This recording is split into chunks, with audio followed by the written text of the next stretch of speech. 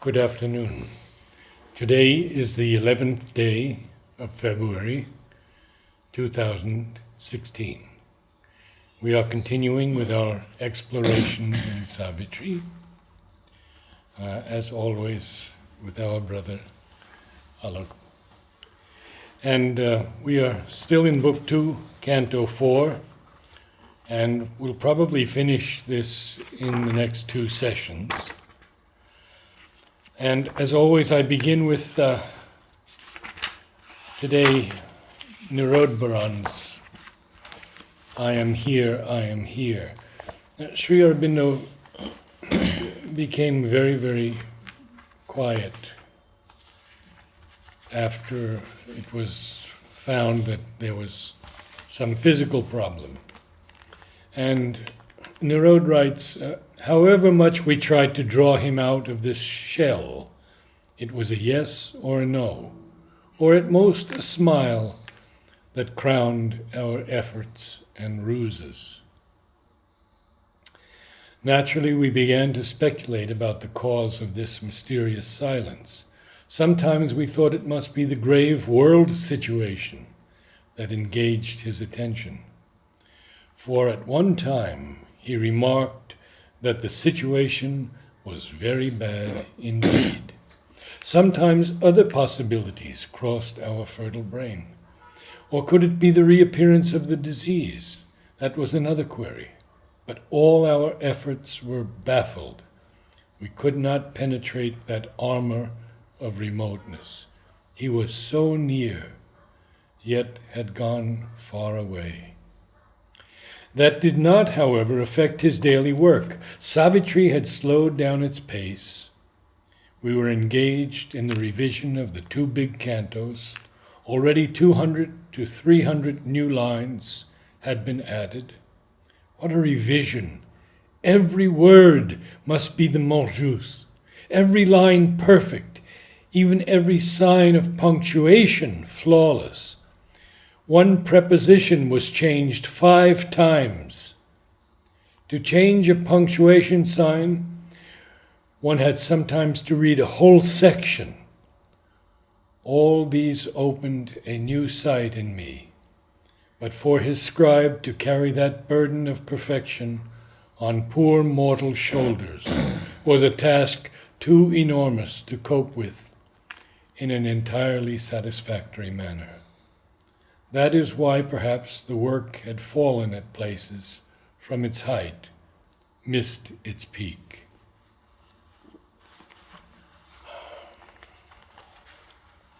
We were on page 146 at the break. Yes, at the break. Good.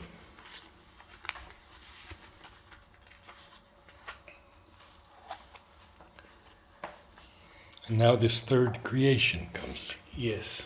So, as you had observed right at the beginning of these life worlds, that Aurobindo deals with these worlds at great length. If you really see through Savitri, the worlds of life have been dealt with at great length. Now, very interestingly, if we see within the human body itself, the maximum portion is occupied by the life worlds and their energies. So, if we observe the system of chakras, the root chakra, which is also the seat of material energy, is the base of the spine. But after that, you see all the 3 or 4 chakras right up to the neck. They all deal with the vital energy.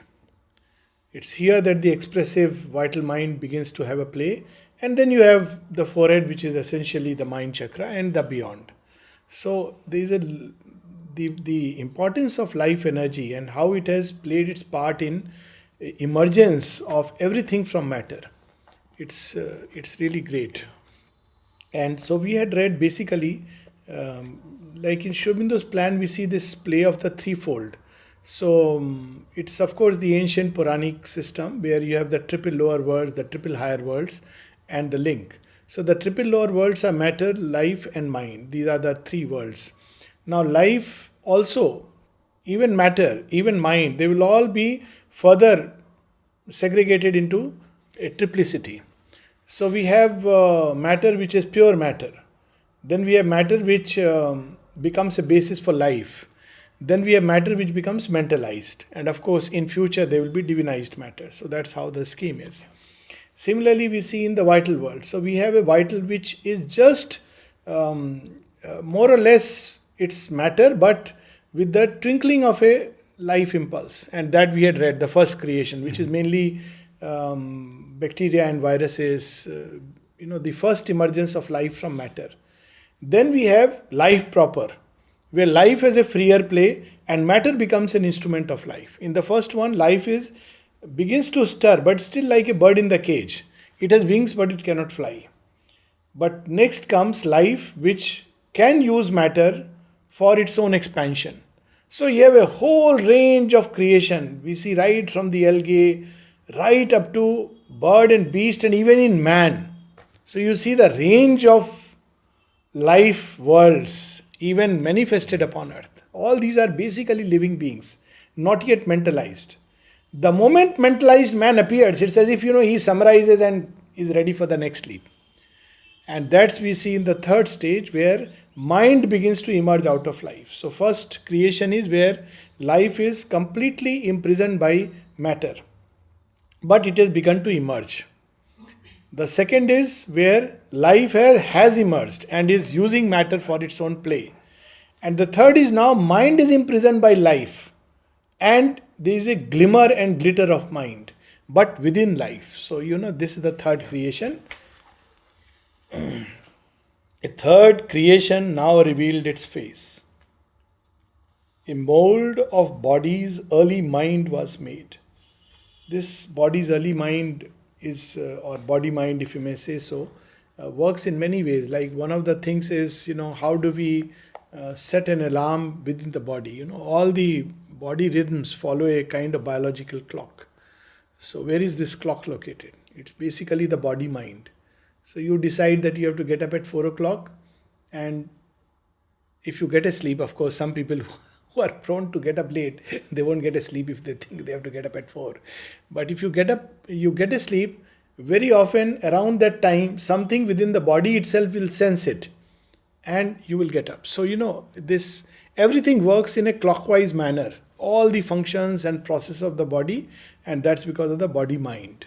It's like there is a kind of a mind which is there, which is imprisoned at the mercy of life impulse and the body, but yet it serves. But it can set a program. It can program exactly the way mind plans, programs. So it plans and programs. And that's how habits are formed. We'll see this whole process very fascinating. A glint of light kindled the obscure world force.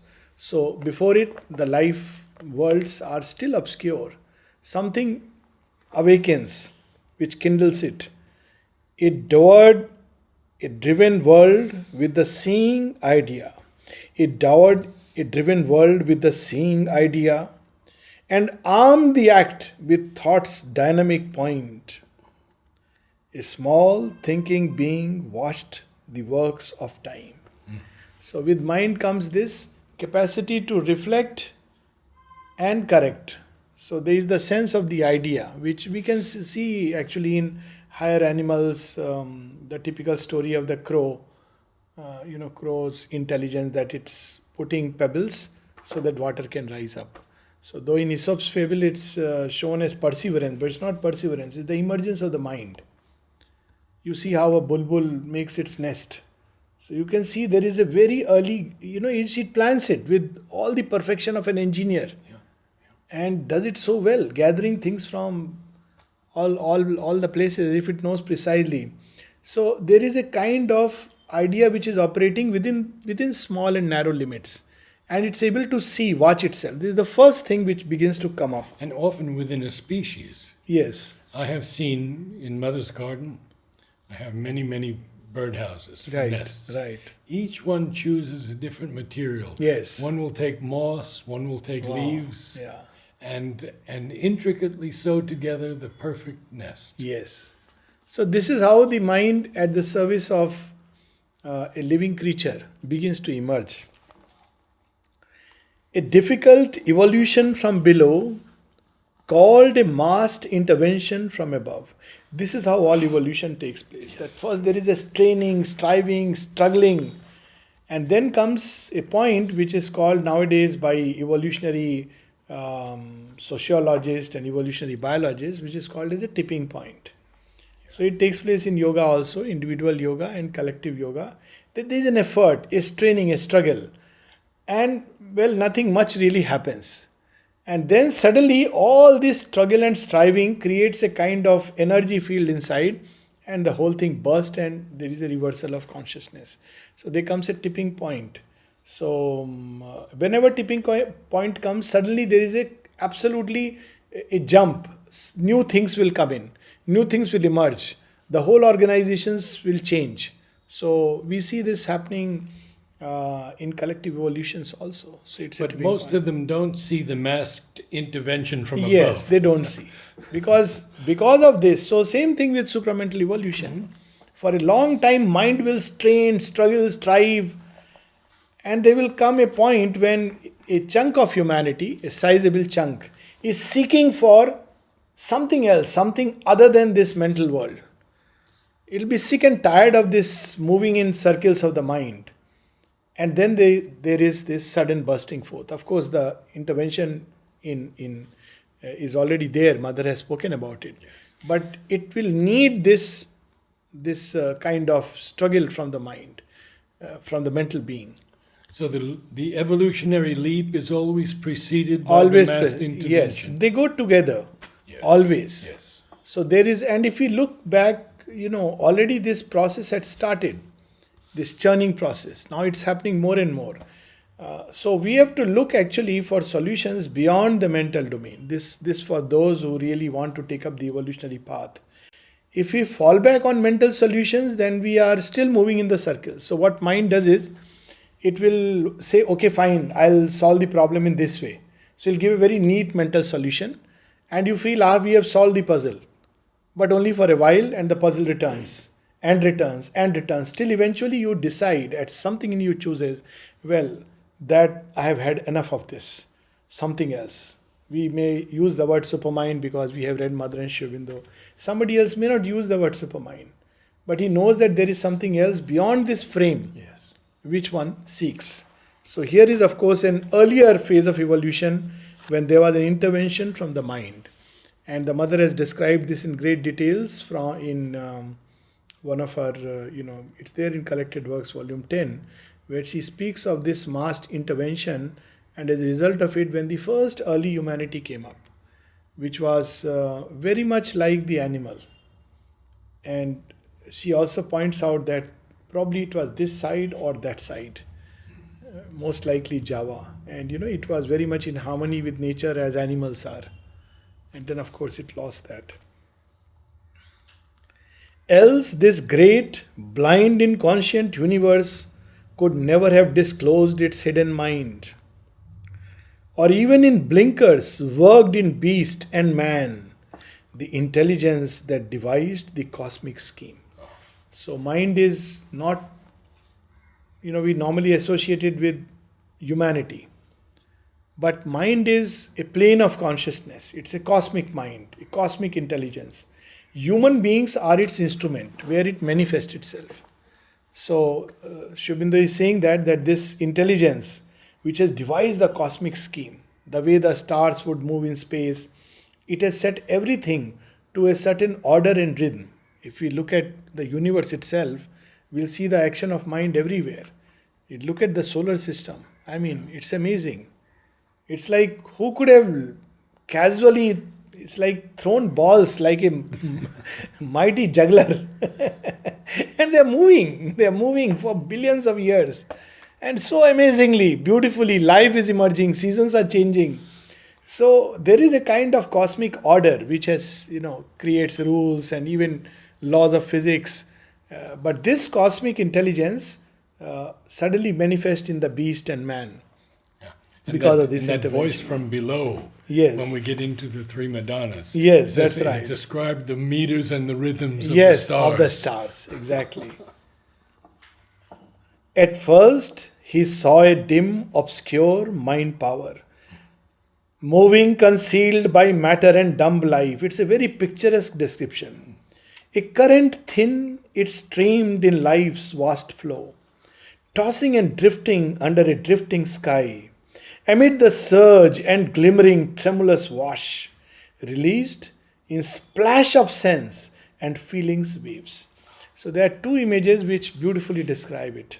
One is that, if you see the sea at night, you'll see that, light, moonlight or in light, it just floats. It's there and it's gone. It's there and it's gone. So it's like something is glimmering. Of course, the source is there, but it's already, water has accepted it. Water is, of course, life, and it's glimmering, but it's not something very definite. But if there is a lighthouse which is casting a strong beam of light on a body of water, you can see that body of water clearly. That's when the mind has actually emerged out and stands as a lighthouse. And the second example is when we look at our own development from the womb to whatever age. Now it's very interesting, two different perspectives we can have. When you see children suffer, below maximum mortality rates are during first year of age. So a lot of people feel, oh, why is the child suffering so much? Why should children suffer? But if we look back into our own childhood, I wonder if anyone can recall what was happening before 1 year of age. We were alive and we are human beings, but we don't remember. In fact, most of the time it's after 2 that some odd memories will come. So that's how the mind begins to emerge. Earlier, before that, it's mostly life. It's a form of life, very much like an animal kind, which is just living. And this obscure mind power, this mind power which is emerging out of life, will give it certain things like hunger, thirst, imitative behavior, those things which you see in an animal. That's what this mind will endow it with. In the deep midst of an insentient world, its huddled waves and foam of consciousness ran, pressing and adding through a narrow strait, carrying experience in its crowded pace. So what this mind is doing, it's beginning to accumulate all kinds of experience, touch, contact, everything, like children. Yeah. It's just taking it and sorting out the data. Right now it's like data is being fed into the computer. It doesn't yet know how to utilize the data. That programming will come later. But right now it's feeding of the data. So it's just picking up all kinds of experiences and feeding inside. Even animals pick up this experience because of the obscure mind power, which has already come. More sensory. More sensory. Yeah. The early mind is purely sensory. Yes. Pure sense experience it picks up. That's why people say that, when a baby is born, the first thing that it responds to is touch. It's born with touch, actually. If you see, the first sensation it experiences is touch, the contact. And so touch is so important in the early years of life. Then it responds to sound and sight. They come later on. Even smells. So these are the things babies respond to. And it's through that the whole education has to proceed. That's how the Montessori system comes. That, the sensory mind is awakened and you need to feed it with the right things. And you need to nourish it rather than, following all kinds. So the way babies are held, mothers who hold them close to the heart, babies develop security. And if they are just left in the crib for long periods, it's not good, because they have a different kind of feeling. They feel very insecure because they need that contact through which they feel the sense of protection and security. So many, it's a whole world. If you explore the sensory mind and how it functions in children, they don't have concept. She is my mother. Even if a chimpanzee holds a human baby, it will believe it's his mother and respond to the chimpanzee that that's my mother.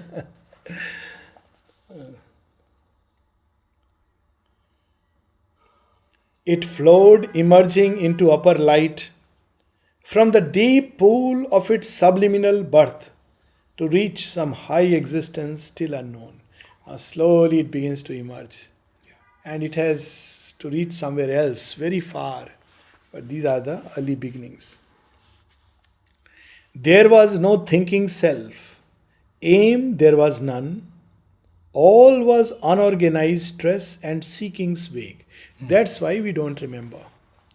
Because it's not organized experience. Later on, the mind organizes. See, memory has a lot to do with organizing details. In fact, this is a simple exercise we teach people, those who have a problem with memory. So we say, organize the material which you want to memorize. You understand it, cut it into bits. Mind works like that automatically, and you can make many bits. Yeah. So you can remember a whole encyclopedia by carefully and intelligently making bits. So there are 7 bits you can remember. Now you can pack each bit with as much as you want. That's where the capacity of the mind comes. So you can remember a whole lot of things by creating these bits, because mind can handle data like that. But before 2 years, it's very unorganized. So there is experience which goes deep inside, but it's not like a conscious memory. If we want to recall it, we cannot, because it was unorganized. So it's unorganized stress and seekings vague. Vague kind of seekings, which we don't quite understand. You'll recall that one time Mother said that there was a certain age at which the child becomes conscient. Yes, but that regarding the soul element, that comes later. In fact, teens, I think it was in the teens, teens. in many children, it comes only around 14 years of Yeah, age. yeah. But exceptional children, yes, 4 or 5 or maybe 7. Sure. But in most, it is around 14, and that's the time suddenly they will experience something like a contact of the soul. Yeah. So that's the time that it comes. So the soul part will come, of course, much later. Only to the unstable surface rose sensations, stabs and edges of desire. This is such a marvelous line, stabs of desire, pricks of desire. We don't realize it like this, but actually it is a stab which pushes us. When prisoners are taken and there is a knife behind saying walk in that direction, and they are forced to walk. We don't even realize we are stabbed by desires to seek things.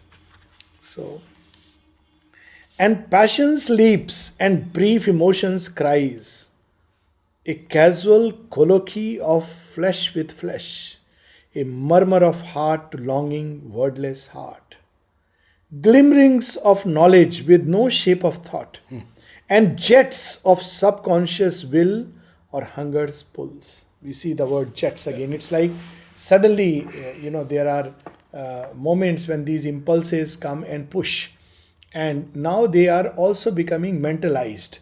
So there is some kind of a vague experience which begins to become organized we see this in an animal world, these longings which come, and if you look at it, you will feel that animals are very intelligent, but they are being pushed. The mind is literally using the living form for its own expression, like courtship dance. It's amazing. How does it really take place? Or certain sounds, we see this here, emotions, cries, which animals take out instinctively. You see a dog, when it is angry, when it is hurt, when it's enjoying the master's company, he'll take out different kinds of sounds. And you can study it and even understand. Yes. So how is it that, they know? Nobody has taught them languages, and yet they know. They know. All was dim sparkle on a foaming top. It whirled around a drifting shadow self on an inconscient flood of force in time. So this is how we see some semblance of a mind emerging. But then the next thing will be, the mind will not remain always subservient to life. It will begin to give a concrete form. That's the purpose of the mind. So mind in its origin is Maya. That's how Sri Aurobindo used the word. Cosmic mind is basically Maya, and its task is to give form to the formless. So Maya literally means measuring out. So this is the typical way that the mind cannot function if it cannot measure things and put in a frame. That's why we must put everything in a slot or a frame. Either a frame of relationship, or frame of judgment, or frame of this or that, categorize, classify. Otherwise mind cannot function. It feels lost. Yes. So it's all right to know that, all human beings are, but even that is a frame of reference. So anything beyond it, vaster consciousness, mind cannot handle.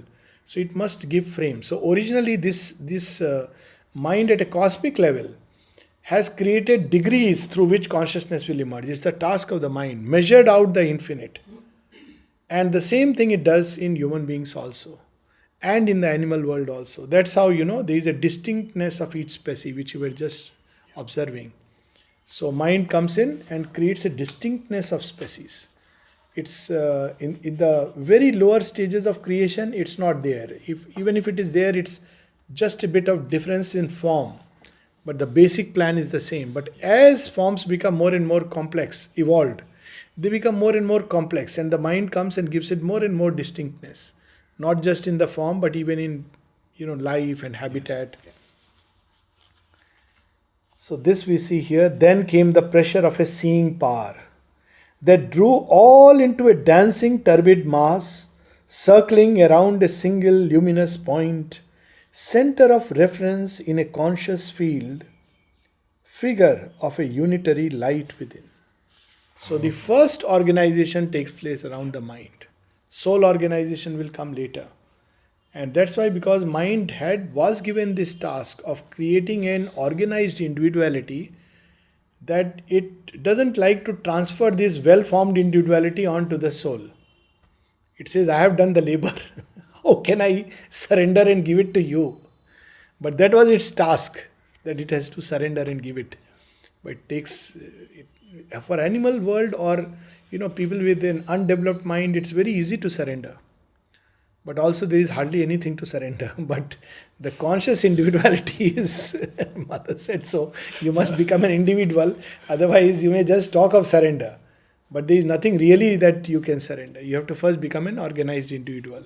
That's what the mind does. Or Sri Aurobindo's joke about common sense. Yes, common sense. Surrendering that first. Yes. This is a funny image, but this making turbid mass into small little coagulated points, it reminds me of, how paneer is made out of, cottage cheese is made out of milk. Curdling of milk. That's exactly how it is. You have milk and you put few drops of lemon in it. Now this is like mind, few drops. Now this whole milk which is boiling and curdling suddenly, goes into clumps. Yeah. It's the same milk, but then, it takes different clumps. So this action of the mind is like that. It tends to create certain forms. Now you see, psychologically it's very easy to understand. Psychologically, how we feel we have become an individual, out of universal nature, we'll pick up, mind will throw its light on certain areas. And whatever areas or thoughts, feelings, impulses it picks up, we think this is me. And the rest is not me. Now, if somebody else, mind is throwing light on another area, oh, this is me. It's like in water, you can make little circles and say, this is my water. That's your water. That's somebody else's water. And then we wage a war. So, but mind functions like that. It demarcates territories. Or building houses. This is my house. But whose land is it? We buy and occupy, but it's Mother Earth. So, but this is the role of the mind. Center of reference in a conscious field, figure of a unitary light within. And it goes on for a long period. In fact, Mother says the first individuality you can form by discovering the central thought within you. And find out the highest thought and then organize everything around it. She says that this is the way to create an individuality. So accept things which go in tune with that thought. Keep away things which don't go in tune with that thought. It's not the spiritual individual, but it's truly an organized, mentalized individuality. Then you surrender it and, there is vastness and there is another light which will, reorganize it, fill it. But this is how individuality is formed. It lit the impulse of the half-sentient flood. So it's literally doing that. Even an illusion gave of fixity, as if a sea could serve as a firm soil. This is exactly, what, it looks at this and says, this is my sea. Sea is constantly changing. but you think this is me. So there is a constant drift, but it fixes a motion. And then the thing moves in that motion driven by the mind. And then you say, this is me. Basically, it's nothing but a habit. So everything in nature is like that, habit. It starts from childhood, and by the time we are adult, we are like, this is me. Actually, this is not me. This is just a habit of nature. From food to staying in certain environment, to likes and dislikes, customs, rituals, everything. It's nothing else but habits. Ways of thinking, preferences for certain things. The mind has picked up an area and says, this is me. That's its play. That strange observing power imposed its sight. What a marvelous line it is. Strange observing power. Imposed its sight. By sight, it glued consciousness to a small little piece. And then that's me. That is mine. So by sight, imposing the sight. It forced on flux a limit and a shape. It gave its stream a lower narrow bank. Drew lines to snare the spirit's formlessness. So, even organs, it's very interesting. You must be knowing about stem cells nowadays. So, all cells in the beginning are totipotent. They can become anything. It can become liver, kidney, brain in the origin. Then the action of the mind, of course, we don't use the word action of the mind. We just say it's a blind genetic mechanism. But obviously, there is something very consciously, juggling it. Yes, forming it. Yes. So it will break up into 3 layers: ectoderm, mesoderm, endoderm. Then you will see from that common stock different things arising. Then cells become specialized much later. Yeah. So mind makes them specialized. Then they become rigid.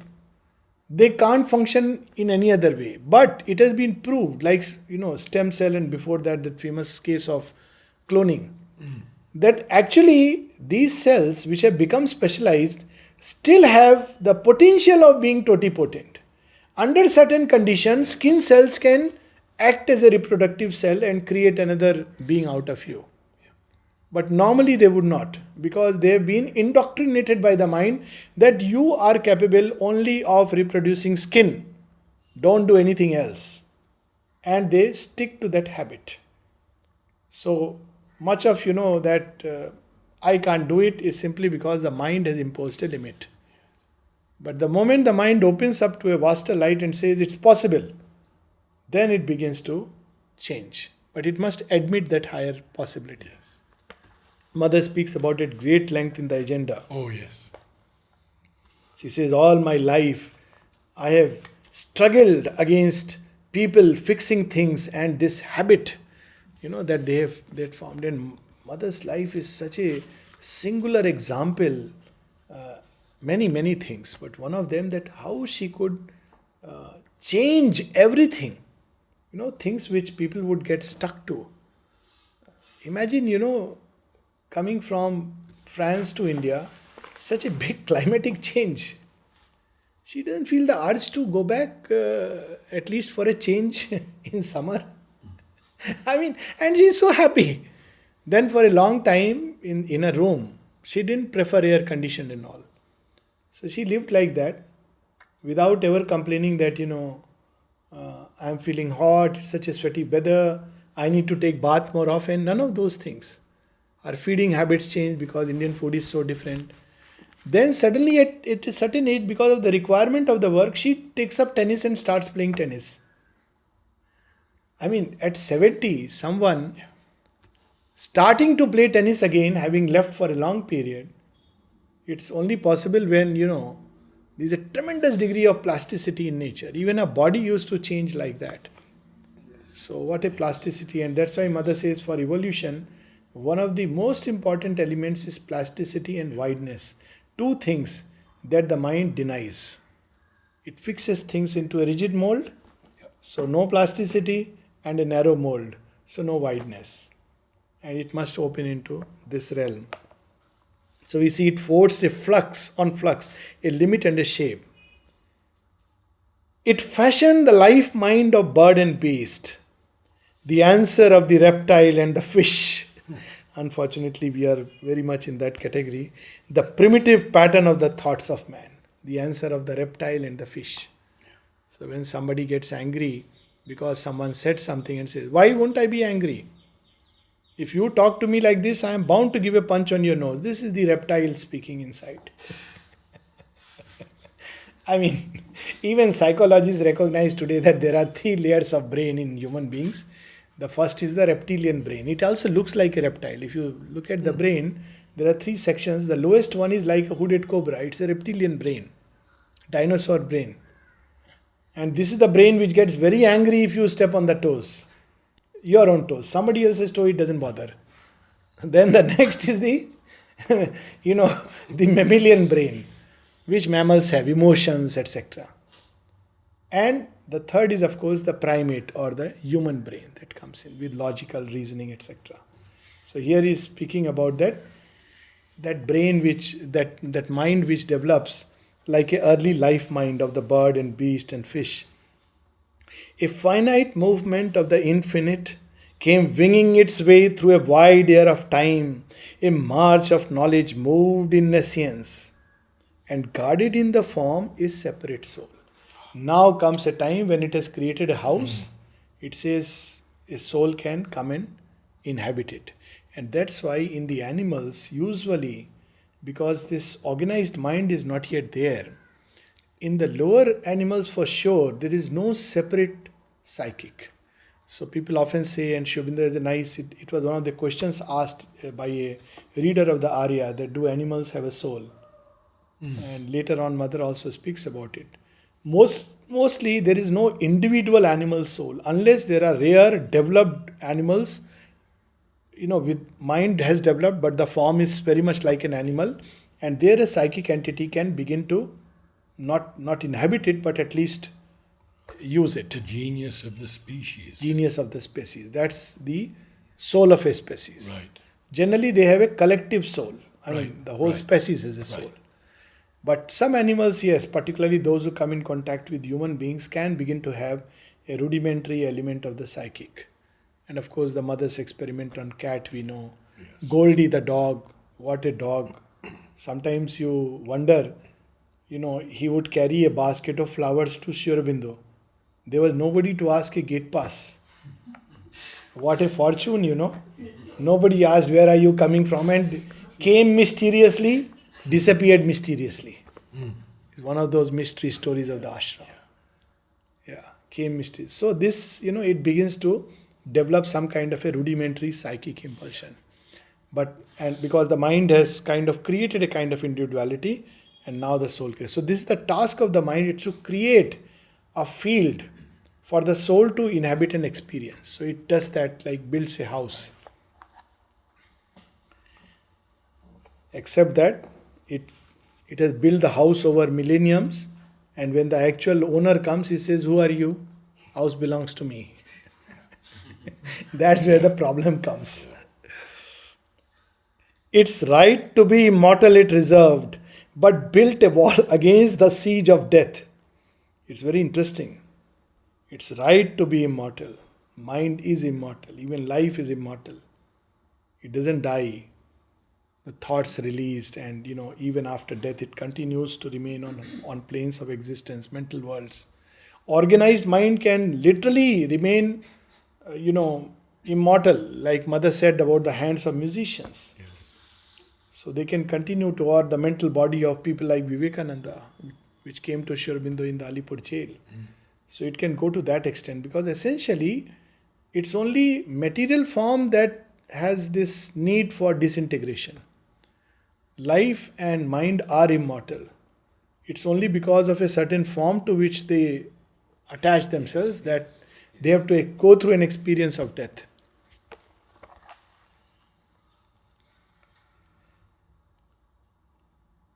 But built a wall against the siege of death and threw a hook to clutch eternity. So interesting. A thinking entity appeared in space. A little ordered world broke into view, where being had prison room for act and sight. a floor to walk, a clear but scanty range.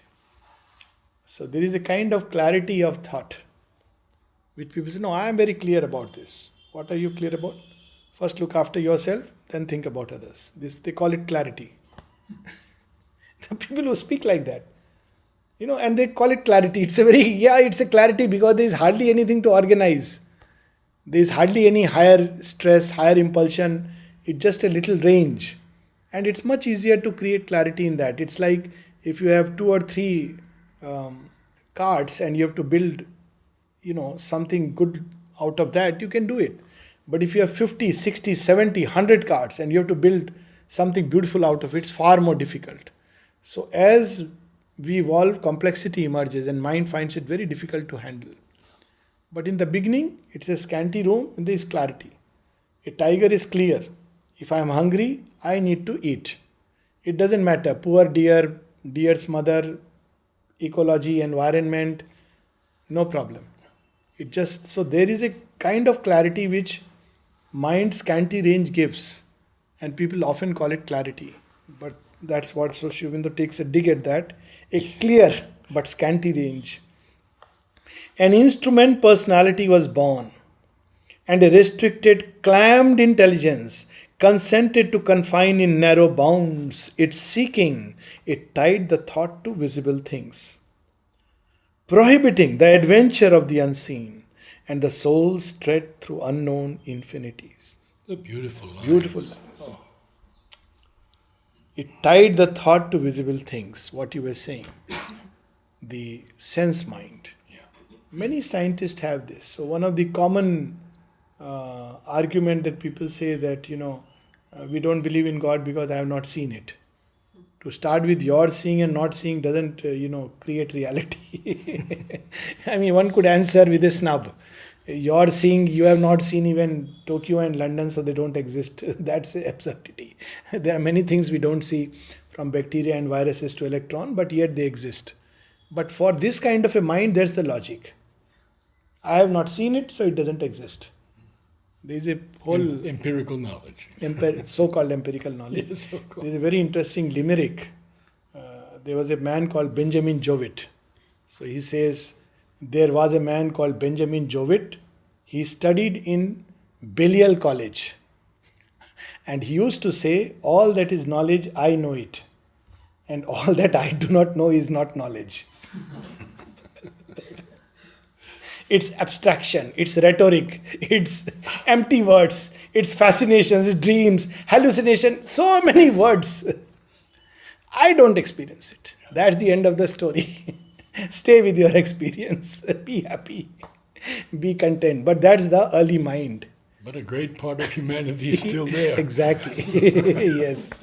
Because mental evolution is not yet over and the divine is struggling to accelerate it through all the gadgets. At least the mind will evolve.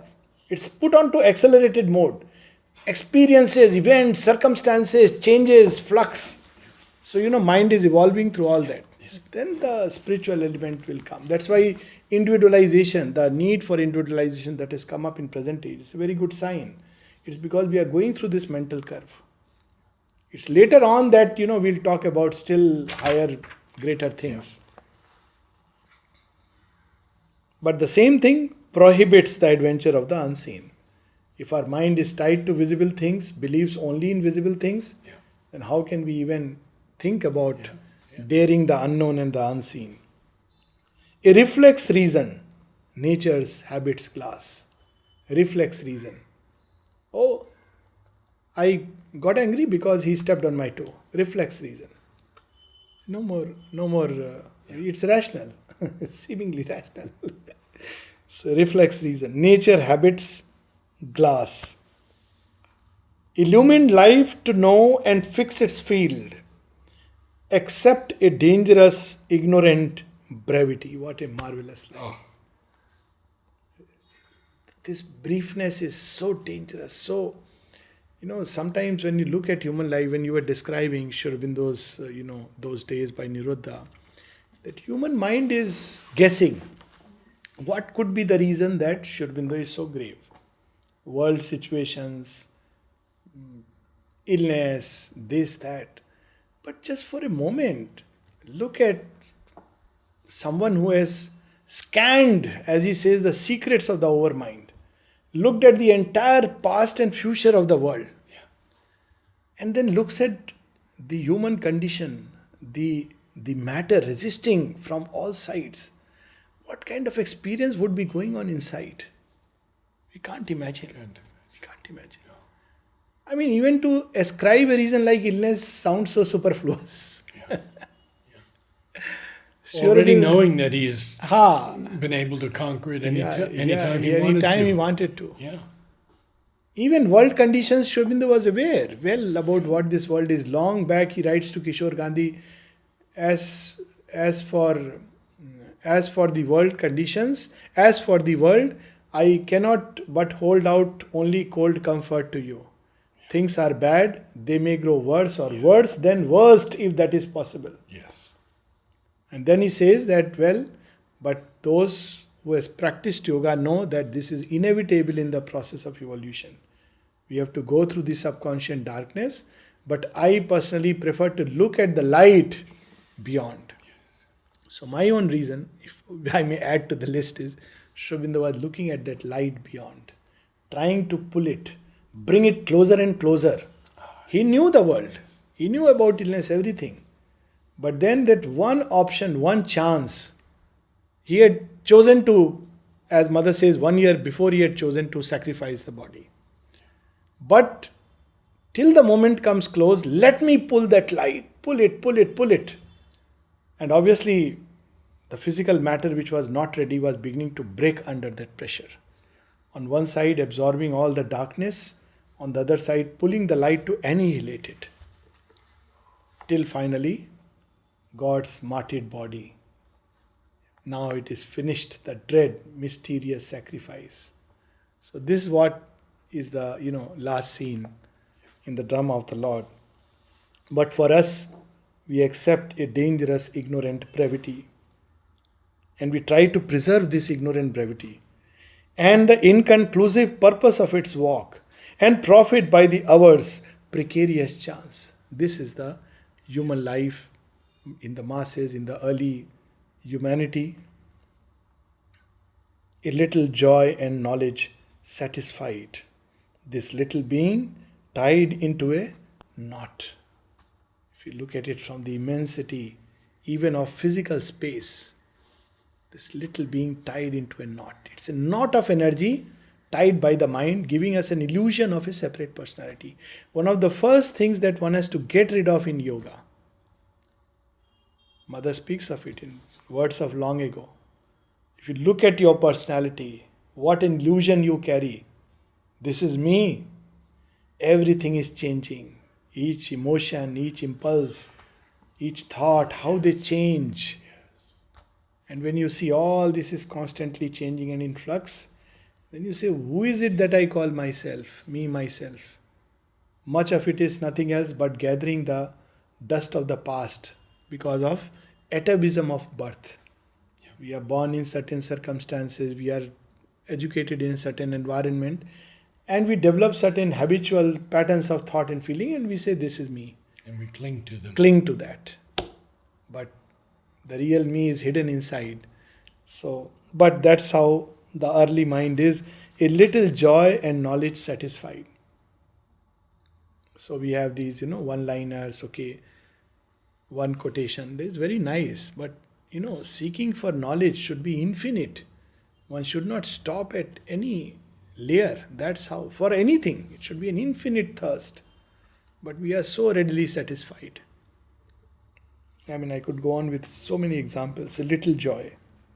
This little being tied into a knot. This little joy can go to absurd limit. People are satisfied because they had a very nice meal in a particular hotel. They, it was so nice. Yesterday I went to this place. Oh, and that's the end of the story. Little joy. Little knowledge. Read the newspaper and say, you know what I read about stem cell from where? Tabloid newspaper. Little knowledge. And we understand now why this little knowledge is dangerous. It's not only dangerous to others, above all, it's dangerous to ourselves because we begin to believe that this is truth, but truth is much vaster.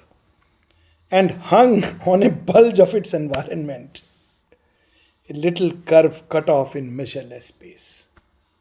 Hung on a bulge in its environment, look at a little ant hanging on a little, protuberance of a tree. That's its world. If it can circle it around, it would be thinking, I have gone around the world. I am the most mightiest ant in the ant world. But when you look at it from the, Oh, someone has said, I think Richard Bach in Illusions, or maybe it's Jonathan Livingstone, no, it's Illusions. What the caterpillar calls the end of the world, the master calls it a butterfly. So where the ant world ends, there a greater world starts. Where the human world ends, there the supramental world has its fullness of play.